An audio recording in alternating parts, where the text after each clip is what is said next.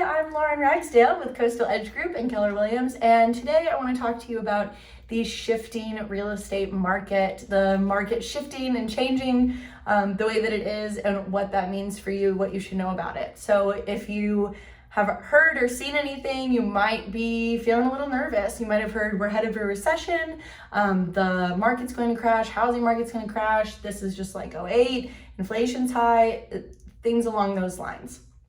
So I am here to calm your nerves a little and tell you some things about the market. So a couple things to keep in mind. One, are we technically going to be in a recession? There's a good chance. A recession is typically classified as 3 consecutive months of negative GDP growth, which we are expected to see at the end of May. So could we technically be in a recession? Yeah, that could happen. Is inflation high? Yeah, inflation's high. Pretty much all economists are saying that, but you and I can tell when we go to the grocery store and, look at the gas pump that inflation is high. Things are costing a lot more than they did before. So those things are true. Interest rates have gone up quite a bit. Into last year, you could still get a 3% interest rate, and we are between 5 and 6% now. So that is a lot higher. Interest rates are a lot higher. That makes a big difference in what buyers can afford. So all of those things are true. However, a couple things to keep in mind about the current market that is very different than 2008. So in 2008, 2009, when the housing market crashed, the biggest difference is that a lot of people, the majority of people, did not have equity in their homes. And now that isn't just simply not a problem for the vast majority of homeowners. Even homeowners that bought a year ago or even a less than a year ago typically have equity in their home. A personal example, myself, we bought a brand new construction house, which is typically the most expensive way to buy. We bought a brand new house 2 years ago, and it is already worth $90,000 more. It appraised at $90,000 higher than what we paid for it 2 years ago. That's not our total equity. Our total equity would be what we owe, subtracted off of what we could sell it for. This is just the price that we bought it for minus, the price that we could sell it for today. It's $90,000 higher.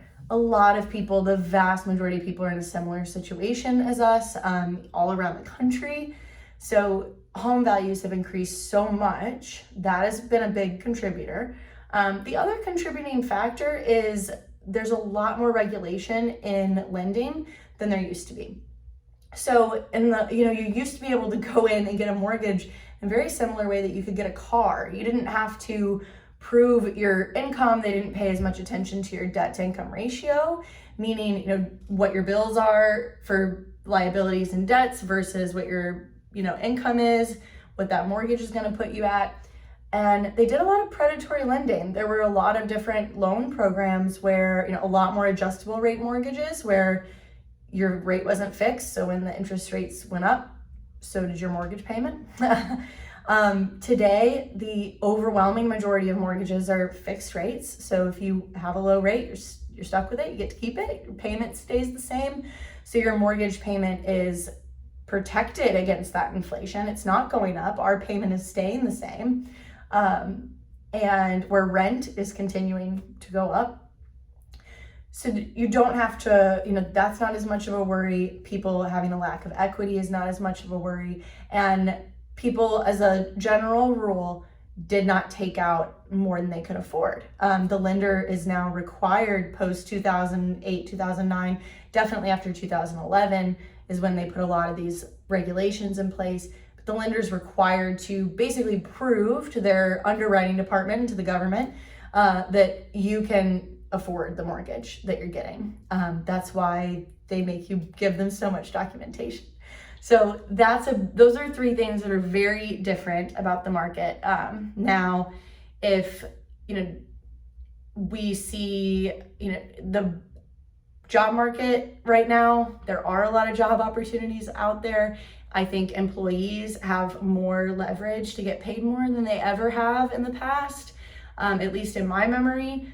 However, if unemployment were to rise, if people were to lose jobs or for whatever reason need to sell homes, we're unlikely to see anywhere near the foreclosures that we did before because people have equity in their homes. If you run into a problem as a homeowner and you need to sell, chances are you're going to be able to make a profit off the sale of your home and put that towards fixing the financial situation that you've run into. So homeowners have a lot more options than they did before. So those are some things to keep in mind on why this market is very different, why this is not the end of the world, while, even a 6% interest rate or higher is a bummer when you were measuring everything off a 3% rate. It is, as far as median average, if you look at the median interest rate over the last 30 years, it's pretty regular. Medians between 5 and 7%. So if rates had been 7 or 8% and then they dropped to 5 or 6, it would look great. So it's all about that mindset. Can you afford as much in a monthly payment, or get as expensive of a house as you could before? No, your buying power is going to be less as a buyer with a higher interest rate, but that doesn't mean that it's impossible. It's definitely possible to still buy. It's definitely possible to still sell. There's still people that are going to want to buy and sell homes. And, it really might be the best thing for you as far as getting locked in to a monthly payment for your mortgage and continuing to build equity if you're going to be in a location for a while, versus renting and watching your rent continue to increase year after year after year, or your landlord deciding to sell the place that you're renting, which could absolutely happen as the market starts to shift and landlords are looking at, okay, I want to sell high, I'm going to sell now. So something to think about. If you have questions, please reach out and we will chat about the market, answer all your questions, make you feel a little more comfortable, hopefully. But either way, if you're considering buying or selling, please let's have a conversation about it. Thanks so much for watching. Bye.